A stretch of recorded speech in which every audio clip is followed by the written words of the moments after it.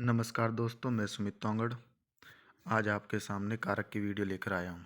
ठीक है, बिगड़ टाइम गवाए हम कारक शुरू करते हैं। ठीक है, कारक जैसे कि आप सभी जानते हैं कि क्रिया को करने या होने में जो अपनी भूमिका निभाता है। कारक की परिभाषा पे विशेषकर ध्यान देना है कि क्रिया को करने या होने में जो अपनी भूमिका निभाता है वह कारक कहलाता है। यानी इस बात का क्या मतलब है?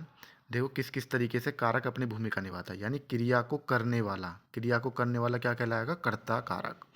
ठीक है, क्रिया जिस पर हुई है वो आपका क्या कहलाएगा? कर्म कारक कहलाएगा। क्रिया जिसके द्वारा हुई है वो करण कारक। क्रिया जिसके लिए हुई है वो आपका संप्रदान कारक। क्रिया जिससे अलग होकर हुई है वो आपका अपादान कारक। और क्रिया जहाँ पर हुई है वो आपका अधिकरण कारक। ये बस आपको ध्यान रखना है, कोई बात नहीं, आपके समझ में वीडियो के लास्ट तक कोई चीज़ ऐसी नहीं बचेगी जो आपके समझ में नहीं आएगी।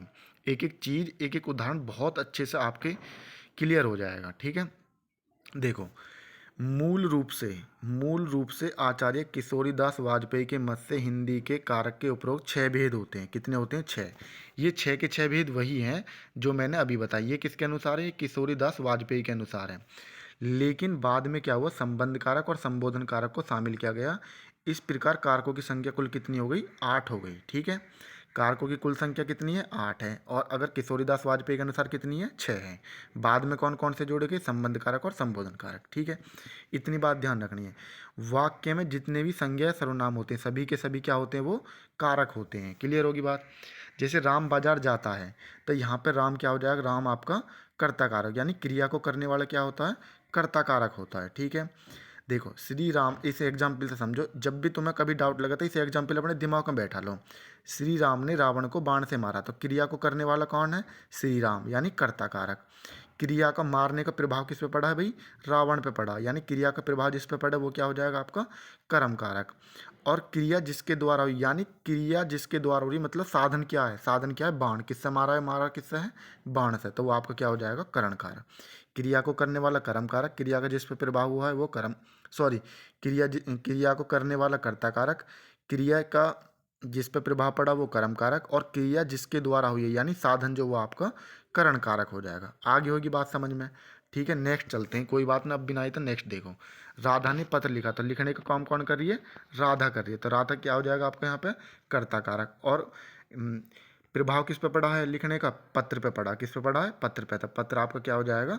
कर्म कारक हो जाएगा। ठीक है, अब हम एक एक करके देखते हैं।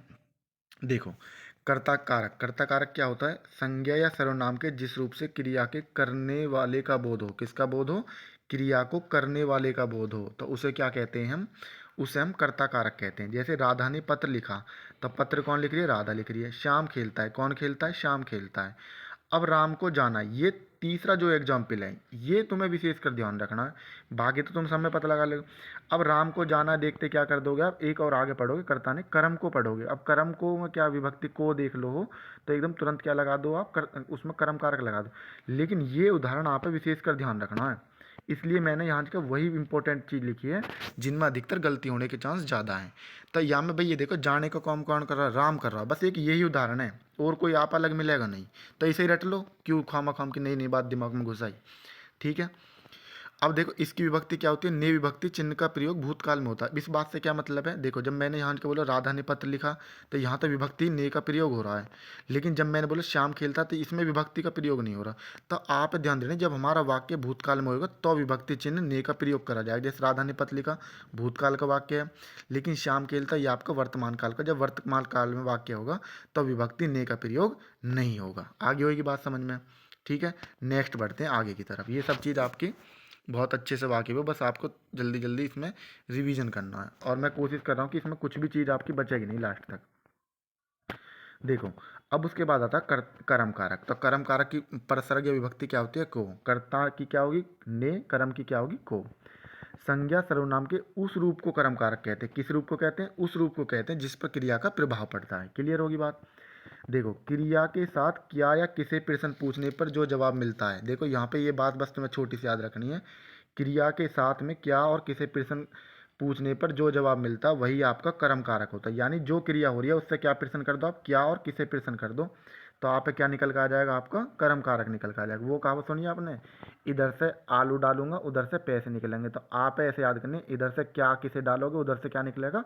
कर्म कारक निकलेगा। ठीक है, इधर से क्या किसे डालो और उधर से कर्म कारक निकलेगा। ठीक है, तो क्या प्रश्न करने पर निर्जीव वस्तु निकलती है, क्या प्रश्न करने पर क्या आएगी, निर्जीव वस्तु, और किसे प्रश्न करने पर सजीव वस्तु मिलेगी। आगे होगी बात समझ। अब इस बात से क्या मतलब है सजीव या निर्जीव से, देखो राम फल खाता है, तो अब क्या खाता है, क्या आएगा जवाब, फल खाता है। क्या खाता है, फल खाता है। तो क्या, तो इसमें फल क्या हो जाएगा आपका, इसमें क्या हो जाएगा, फल आपका कर्म कारक हो जाएगा। लेकिन कर्ता कारक क्या हो जाएगा, इसमें काम कौन कर रहा है, राम कर रहा है, तो राम आपका कर्ता कारक हो जाएगा। ठीक है, राधा पत्र लिखती है, क्या लिखती है, पत्र, यानी निर्जीव चीज निकल के आ रही है, तो यानी क्या लिखती है, पत्र लिखते हैं, तो पत्र क्या हो जाएगा आपका कर्म का। बस कर्म कारक में इतना दिमाग लगाना, क्या और किसे प्रश्न करना है यहाँ पे, क्या और किसे प्रश्न करने पे जो जवाब आवे वही आपका कर्म कारक हो जाएगा।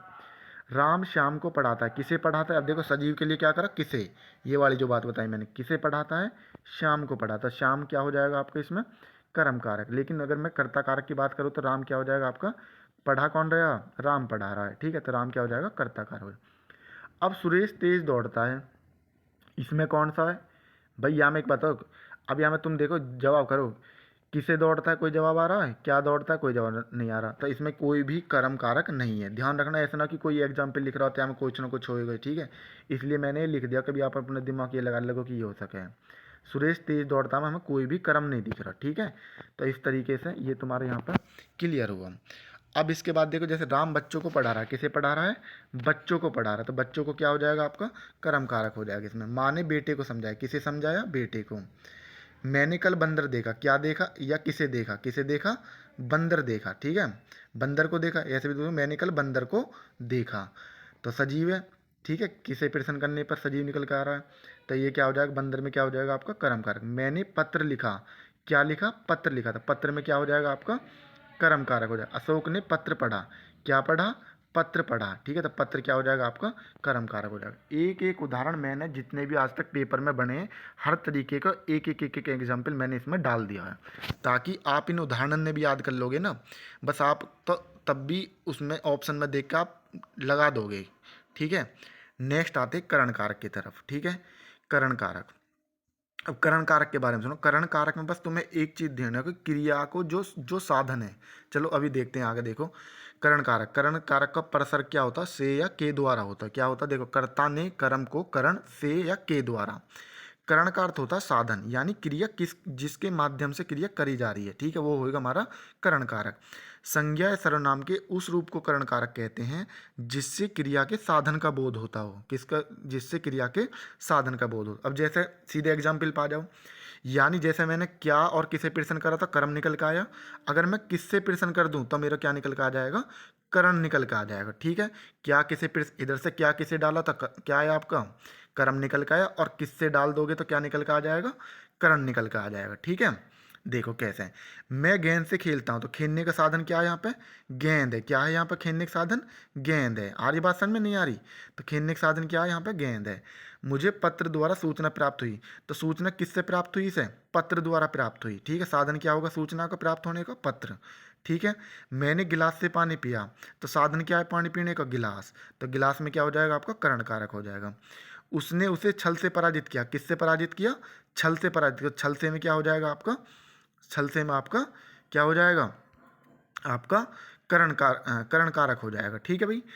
अब उसके बाद वह कलम से लिखता है, तो लिखने का साधन क्या है, इसमें कलम है, तो कलम में क्या हो जाएगा आपका, क्या हो जाएगा, करण कारक हो जाएगा। आगे होगी बात समझ में, यानी जिसके द्वारा कर्ता कोई काम करता है, वही बात होगी साधन वाली, तो उसे क्या कहते हैं, करण कारक कहते हैं। से के द्वारा का इसका उपसर्ग क्या है, से या के द्वारा। बच्चे बस से पाठशाला जाते हैं, तो बच्चे स्कूल कैसे जा रहे हैं भाई, साधन क्या जाने का, बस है, तो बस से। ठीक है, तो इसमें बस में क्या हो जाएगा आपका, करण कारक हो जाएगा। लड़का दर्द के मारे छटपटाता रहा। अब यहाँ में छटपटाने का कारण क्या है, किससे छटपटाए वो, कारण क्या, दर्द से। साधन क्या होगा छटपटाने का, दर्द होगा, तो दर्द में क्या हो जाएगा आपका, करण कारक हो जाएगा। आगे बात समझ में, एक एक उदाहरण है, इस तरीके से रट लोगे तो सब चीज़ आपकी क्लियर हो जाएगी। अब यहाँ में चाहे मैं 5 घंटा खर्च कर लो, चाहे 6 घंटा खर्च कर लो, या इनमें भैया लगे रहो, अब तुम्हारा समय के हिसाब से एक एक चीज़ पर ध्यान देते हुए चलो, अपने समय बचाओ। ठीक है, नेक्स्ट चलते हैं आगे की तरफ। अब आता है आपका संप्रदान कारक। कर्ता ने कर्म को करण से संप्रदान। अब देखो संप्रदान का क्या होता है, संप्रदान संज्ञा या सर्वनाम के जिस रूप से, बस ऐसे ही समझ लो, अगर आप सही से ना दिख रहा हो तो ऐसा समझ लो जो मैं बोल रहा हूँ, संज्ञा सर्वनाम के जिस रूप से किसी को कुछ दिए जाने का बोध हो, किसी को कुछ दिए जाने का बोध हो या किसी के लिए कुछ किए जाने का बोध हो, उसे संप्रदान कारक कहते हैं। ये बात आगे होगी, यानी किसी को कुछ दिए जाने का बोध हो या किसी के लिए कुछ किए जाने का बोध हो, उसे क्या कहते हैं? संप्रदान कारक कहते हैं। अब इसमें परसर्गीय विभक्ति क्या होती है? को होती है, के लिए, के वास्ते, के निमित्त, के हेतु, के अर्थ में। अब बस इसमें तुम्हें एक बात ध्यान रखनी है, इसमें तुम्हें ऐसे ध्यान रखनी है संप्रदान में, एक तरीके से दान की भावना याद रखनी है। दान कि मतलब अगर किसी को कोई चीज़ दे रहे हो तो वहाँ के लौटने की गुंजाइश ना के बराबर, बिल्कुल कैसी? ना के बराबर। ऐसा नहीं कि भैया हम तो वहाँ से ले लेंगे ना, वो बिल्कुल आप पे दिखेगी कि आपने वो काम करा होगा तो वो चीज़ आप पे दिखेगी कि गुंजाइश वहाँ से ना के बराबर। समझो कैसे? जैसे कि मैंने राधा के लिए कपड़े खरीदे, अब भाई मान ली मैं मेल हूँ, राधा क्या होगी? फीमेल होगी। अब मैंने राधा के लिए कपड़े खरीदे तो मैंने राधा को ऐसे तो खरीदे नहीं होंगे कि मैं पहन लूँगा राधा के कपड़े ने, है ना? तो वो खरीदें तो राधा के लिए ही खरीदें कपड़े, ठीक है? आगे होगी बात समझ में अब। तो राधा में क्या हो जाएगा? यहाँ के संप्रदान कारक हो जाए, क्लियर होगी? और इसमें के लिए भी आ रहा है, ठीक है? गरीबों के निमित्त सभी दान दो। अब ऐसा तो ना गरीब में दान दे दूंगा और कल को मैं ले लूंगा उसे, है ना? तो वो क्या करते हैं? दान की भावना है इसमें। तो गरीबों में क्या हो जाएगा आपका? संप्रदान कारक। नौकरी के अर्थ में परिश्रम तो करना पड़ेगा। भाई अगर नौकरी पानी है तो क्या करना? परिश्रम तो आपको करना ही पड़ेगा। तो अब ऐसा तो ना हो परिश्रम लौट के आ जाएगा जो करोगे, है ना? तो नौकरी के अर्थ में परिश्रम तो करना पड़े।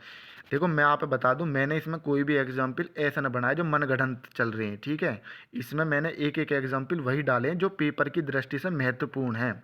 अगर आपने ये एक एक एग्जाम्पल भी समझ लिए ना अच्छे से, तो आप जो प्रैक्टिस है जहाँ से भी प्रैक्टिस जो भी करो, आपका एक क्वेश्चन नहीं गलत होगा, इसकी 100% गारंटी मेरी है, ठीक है? नेक्स्ट देखो, अब देखो माँ ने बेटे को समझाया। अब देखो दो चीज़ मैंने तुम्हें को बताया। देखो कर्ता ने कर्म को, एक तो कर्म में को बता दिया मैंने, और एक आपका संप्रदान को के लिए बताया, दोनों में के बताया। लेकिन देखो माँ ने बेटे को समझाया, इस उदाहरण में देखो माँ ने बेटे को समझाया, तो किसे समझाया? माँ ने बेटे को समझाया। अब ये हम कोई दान की भावना तो है ना, भाई दान की भावना थोड़ी दिख रही है बेटे समझाने में, तो इसमें आपका क्या हो जाएगा? कर्म कारक हो जाएगा। आगे होगी दोनों में अंतर, कर्म में और संप्रदान में। मैंने राधा के लिए कपड़े खरीदे, ये मैंने आप समझा ही दिया। भूखे को भोजन दो, अब भूखे को भोजन दो, तो यहाँ के क्या हो जाएगा? भोजन दे दिया था, संप्रदान कारक। अब भूखे को भोजन खिलाओ, यहाँ के कोई दान देने वाली बात तो है ना, यहाँ तो खिलाने की बात हो रही है, तो खिलाने में क्या हो जाएगा? आपका कर्म कारक।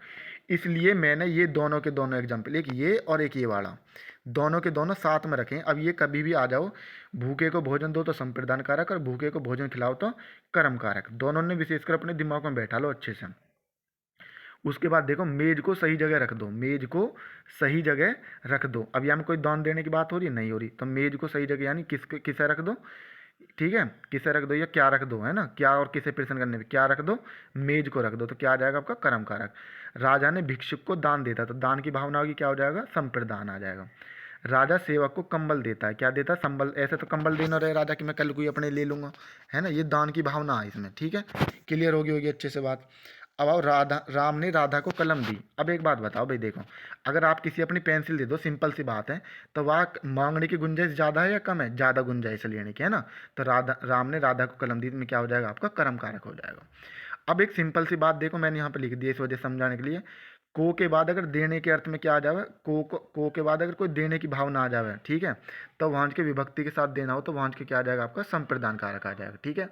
को विभक्ति आ जाए उसके साथ देने का भाव हो, जैसे राजा ने सेवक को कंबल दिए, तो यहाँ के कैसा भाव होगा? कंबल देने का दान का भाव आएगा, तो यहाँ के क्या होगा? संप्रदान कारक होगा। आगे होगी बात समझ, ठीक है?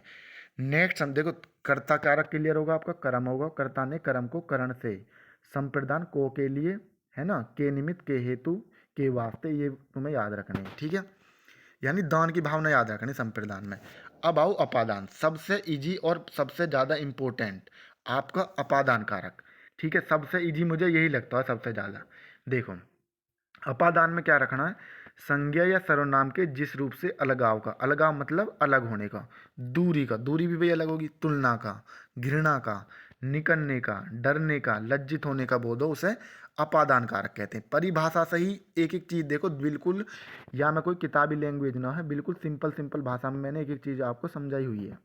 जैसे देखो फल पेड़ से गिर पड़ा, तो भाई अलग होगा ना होगा पेड़, वो सॉरी फल अलग होगा पेड़ से, नहीं होगा, तो यहाँ क्या होगा? अलगाव होगा, तो क्या हो जाएगा? अपादान कारक। ये बिल्कुल वही डिक्टो एग्जाम्पल हैं जो पेपर में आज तक पूछे गए हैं। ये मन मैं फिर से बता रहा हूँ, मनगढ़ंत कुछ भी बात नहीं कही मैंने इसमें। देखो अब मैं मनगढ़ंत ले आऊँ तो मैं नई नई बात बताऊँ, ट्रिक बताऊँ, तो खामा खाम का भेजो खाना ही है यार, कन्फ्यूजन ज़्यादा करना है। बिल्कुल उसी चीज़ याद करो जो पेपर में आज तक पूछी गई है, जब अलग पूछी ना गई तो क्यों पढ़े हम खामा खाम की दूसरी चीज़। मेरा घर से स्कूल बहुत दूरी पे, तो दूरी की बात हो रही है भाई, मेरा घर स्कूल से बहुत दूरी पर है, तो इसमें क्या हो जाएगा आपका अपादान कारक।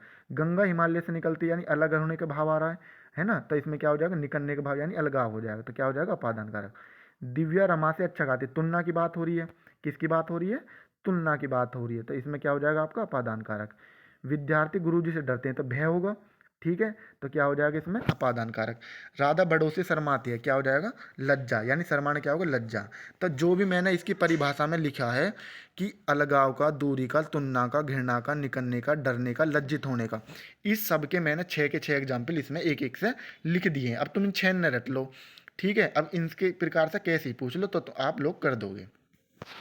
अब देखो जहाँ पे कन्फ्यूजन होता है उस चीज़ को भी मैं लेकर चल रहा हूँ। देखो अब आपको करण और अपादान में कैसे अंतर करोगे। भाई देखो कर्ता ने कर्म को करण से आ रहा है और अपादान में भी क्या आ रहा है से आ रहा है, लेकिन करण में से का अर्थ क्या है साधन से है और अपादान में क्या है अलग होने का है। देखो कैसे कैसे एग्जाम्पल समझो ध्यान से। राम साइकिल से घर जाता है, राम कैसे जा रहा है घर, साइकिल से जा रहे हैं, हम कहीं अलग होने की बात हो रही है ना हो रही, तो इसमें क्या हो जाएगा आपका करण कारक। उसके बाद राम साइकिल से गिर गया, अपादान अलग होगा नहीं होगा, साइकिल से गिर गया तो इसमें क्या हो जाएगा अलगाव हो रहा था अपादान हो जाएगा। दोनों में से आ रहा, लेकिन दोनों चीज़ मैंने इसमें क्लियर कर दी।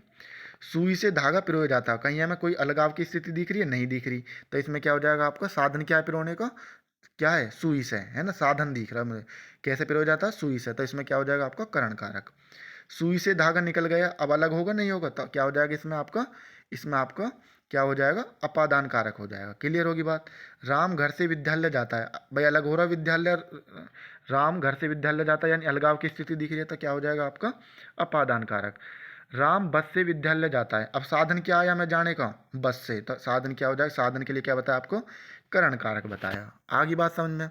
देखो जहाँ जो भी आप डाउट बन रहे वो एक एक चीज़ में सबसे लेकर चल रहा हूँ, ठीक है, और समझो नहीं आ रही हो तो बात समझ में। देखो अरे ये बिल्कुल पेपर के ही आए हुए एग्जाम्पल है सब। देखो आकाश से गिरी बूंद, तो आकाश से बूंद अलग होगी तो इसमें क्या हो जाएगा आपका अलगाव हो रहा है, तो क्या हो जाएगा आपका अपादान। रेल से उतरा मुसाफिर, पूरी लाइन आगे की आप पढ़ लेना, ठीक है ना। रेल से उतरा मुसाफिर, तो रेल से मुसाफिर अलग होगा तो अलगाव हो रहा है, तो इसमें भी अपादान कारक। पेड़ से गिरता सेब, पेड़ से सेब अलग होगा गिर के, तो इसमें भी क्या हो जाएगा आपका अपादान। सभी में अलगाव है, आकाश रेलगाड़ी इनमें सब में क्या है अपादान कारक हो जाएगा, अलगाव मतलब अपादान कारक। अब देखो पैर से चलना, तो यानी साधन क्या चलने के पैर हैं। प्राणों से चलना जीवन, तो जीवन किससे चल रहा है प्राणों से, साधन क्या हो गए प्राण। और समुदाय से चलना समाज, तो समाज का साधन क्या चलने का समुदाय से। देश और काल से चलना इतिहास कहलाता, किससे चलना देश और काल, तो साधन क्या हो जाएगा देश और काल। तो इन सब में क्या हो जाएगा ये वाले जो बताए मैंने, इनमें आपका सभी में क्या हो जाएगा करण कारक हो जाएगा। दोनों एग्जाम्पल मैंने बहुत अच्छे से बता दिए। अब देखो राम ने अपने पुत्र से नाता तोड़ दिया, तो यहाँ के दोनों में क्या होगी आपस में अलगाव हो रहा बाप बेटा में, है ना, तो इसमें क्या हो जाएगा अपादान। उससे अच्छे तो आप है, तुलना कर दी भाई दोनों के बीच में, तो क्या हो जाएगा अपादान हो जाएगा। मेरा घर से आपका घर 5 किलोमीटर की दूरी पे, तो यानी दूरी की बात करें तो क्या हो जाएगा आपको अपादान कारक हो जाएगा। इतने उदाहरण बता दिए मैंने आप है कि आप है ज़रूरत ना पड़ेगी, अगर आपने ये भी अच्छे से कर लिए तो हर चीज़ आपकी क्लियर हो जाएगी, ठीक है। अब आओ संबंध कारक में। संबंध कारक में क्या ध्यान देना आप है, संबंध कारक क्या होएगा, देखो इसकी बस विभक्ति ने याद कर लो आप। जैसे संज्ञा सर्वनाम के जिस रूप से एक वस्तु का दूसरी वस्तु से संबंध ज्ञात हो उसे क्या कहेंगे संबंध कारक है। जैसे का, की, के, रा, री, रे, है ना, इस तरीके से, ठीक है। बस ये विभक्ति याद करनी है, बस इसी से क्लियर हो जाएगा। जैसे यह सीमा का पुत्र है, तो विभक्ति क्या आ गई का आ गई, यह सीमा का पुत्र है, यानी इसमें माँ बेटा का संबंध दिखाया जा रहा है, क्लियर भी दिख रहा है हमें यहाँ पे। यह सुरेश के मित्र का घर है, तो यानी घर का और सुरेश का संबंध बता रखा है, ठीक है। तो इसमें क्या होगा कि सुरेश का भी आ रहा है ना। कल तुम्हारा पत्र आया था, तो रा आगा नहीं आगा इसमें तुम्हारा में, तो इसमें क्या हो जाएगा आपका संबंध कारक हो जाएगा। ये ही 3-4 उदाहरण है, इन्हें ही अपने दिमाग में बैठा लो, इस विभक्ति से ही पता लगा लोगे इसका था, ठीक है। उसके बाद आओ देखो ये पेपर में कई बार क्वेश्चन पूछा गया है, और इसमें बच्चे इनके जब मैं प्रैक्टिस सेट करा था तो वहाँ भी पूछा गया था कि भैया इसे और बताओ ये संश्लिष्ट विशिलिष्ट क्या होता है। देखो विशिलिष्ट संज्ञा में होती है, संज्ञा कैसी होती है, संज्ञा आपकी विशिलिष्ट होती है, सर्वनाम आपकी संश्लिष्ट होती है। अब विशिलिष्ट और संश्लिष्ट का क्या मतलब है, देखो जब मैं लिखूंगा मैं लिखा संज्ञा के साथ विभक्ति संश्लिष्ट का प्रयोग होता है, और जबकि सर्वनाम के साथ विभक्ति संश्लिष्ट का प्रयोग होता है। विशिलिष्ट का मतलब होता है अलग होकर और संश्लिष्ट का मतलब होता है चिपक कर। जैसे कि मैं एक एग्जाम्पल लूँगा आपके सामने, मैंने कही राम ने मुझे बुलाया था, जब मैं लिखूंगा राम, ठीक है, राम और ने, तो यू ने मैंने बिल्कुल राम से अलग लिख दिया, नहीं लिख दिया? तो ये क्या होगा, यू इसे बोलते हैं विशिलिष्ट, यानी संज्ञा के साथ जो विभक्ति है वो अलग होकर आ रही है, तो इसे बोलेंगे विशिलिष्ट। लेकिन अब जैसे इस मेरी में देखो तुम, तो यहाँ में यू यू क्या होगा, मेरे सर्वनाम होगा, तो यहाँ में जो री आ रहा है चिपक का आ रहा नहीं आ रहा, तो इसे बोलते हैं संश्लिष्ट। जैसे मैंने, ठीक है, उसने, तो उसके साथ ने चिपक का आ रहा नहीं आ रहा, बिल्कुल एक साथ लिखो दोनों ने मिलाए के, तो ऐसे उसमें क्या हो जाता है, इसे बोलते हैं संश्लिष्ट यानी चिपक के। उम्मीद करता हूँ कि बहुत अच्छे से संश्लिष्ट और विश्लिष्ट भी आपको समझ में आ गया होगा। संज्ञा में विश्लिष्ट और सर्वनाम में संश्लिष्ट। नेक्स्ट आओ अधिकरण कार। अधिकरण होता मे और पर। मे पे पर, ऐसे याद कर लो, मे पे पर, ठीक है। देखो, संज्ञा सर्वनाम के जिस रूप से क्रिया के आधार का बोध हो, यानी क्रिया के आधार का बोध हो, उसे अधिकरण कारक कहते हैं। परिभाषा भी याद नहीं रहता, बस यह मेयर पर है याद कर लो। देखो, जैसे माँ घर पर है, माँ कहाँ पर है, घर पे है, ठीक है। वृक्ष पर पक्षी बैठे हैं, पर आ रहा है। यू मोस्ट इंपॉर्टेंट है, कई पेपर में पूछा गया, यू वृक्ष पर पक्षी बैठे हैं।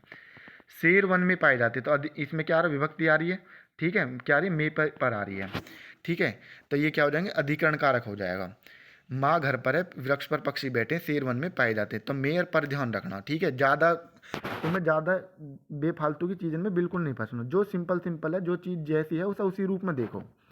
क्रिया का आधार सूचित करने वाला कारक क्या कहलाता है, अधिकरण कारक कहलाता है। परिभाषा पर ध्यान दो, क्रिया का आधार सूचित करने वाला कारक क्या कहलाएगा आपका, अधिकरण कारक कहलाएगा।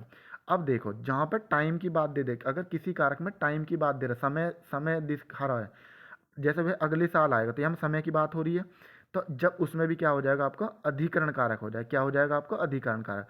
जैसे ठीक समय पर आ जाए, तो यहाँ में भी समय की बात हो रही है, यानी टाइम की बात हो रही है, तो इसमें भी क्या हो जाएगा आपका, इसमें भी आपका अधिकरण कारक हो जाएगा। दो ही बात बताइए, मे और पर, और एक समय का ध्यान रखना, किसी में समय दे रखा हो जिसमें समय की बात कर रहा हो। क्लियर होगी यहाँ तक की बात सबके, ठीक है। नेक्स्ट चलो आगे। लास्ट बचता है आपका संबोधन कारक। क्या बचता है, संबोधन कारक। संबोधन कारक के बारे में सुना ध्यान से, क्या है संबोधन कारक का मतलब है संज्ञा के जिस रूप से किसी को पुकारने, बुलाने, सुनाने या सावधान करने का भाव हो, उसे क्या कहते हैं, संबोधन कारक। सबसे ईजी क्या होगा, संबोधन कारक, मतलब जिसे भी तुम किसी बुलाने के लिए करे करो, जिन वर्डन का, जिन शब्दों का प्रयोग करो, जैसे बुलानो अरे, ओरे, गांव की भाषा में बुलानो अरे, अरे सुनना रहे, है ना, इस तरीके से अरे, इस तरीके से हे राम, है ना, बुलाने के लिए। अब जैसे कि मैंने कही, जैसे आप बहुत सारे बैठे हो, अब मैंने कही अरे, है ना, तो उस तरीके से मतलब जो संबोधन के लिए करा गया, ठीक है, उस तरीके से हे राकेश। इसके साथ तुम्हें क्या दिखेगा, ये विस्मय अधिक बोधक साइन दिखेगा, ठीक है, एक्सक्लेमेटरी साइन बोलते हैं इन्हें, ठीक है, ये तुम्हें शुरू में ही लगे दिख जाएंगे, तो इसमें क्या हो जाएगा, संबोधन कारक हो जाएगा। यानी अपनी बात कहने से पहले जिससे बात कही जा रही है उसका ध्यान आकर्षित करने के लिए क्या होता है, ध्यान आकर्षित करने के लिए क्या करते हैं, विस्मय अधिक बोधक चिन्ह का प्रयोग करते हैं, और ये इसका प्रयोग किस में करा जाता है, संबोधन कारक में किया जाता है। उम्मीद करता हूँ कि बहुत अच्छे से आपके समझ में आ गया होगा। जो भी आपने किताब ले रखी है, ठीक है, उससे आप अपना प्रैक्टिस सेट लगाओ, और इसके बाद अगर आप बोलोगे तो एक एक्सरसाइज इसके हम प्रैक्टिस सेट में और कर लेंगे, ठीक है, यानी मतलब कुल मिलाकर जितने भी प्रीवियस क्वेश्चन इससे आए हुए हैं उन सभी को हम एक बार इसमें और लगा लेंगे, ठीक है। अगर वीडियो अच्छी लगी हो तो ज़रूर बताएं। उम्मीद करता हूँ कि सभी क्वेश्चन आपके इससे हो जाएंगे। जय हिंद, जय भारत, बहुत बहुत धन्यवाद।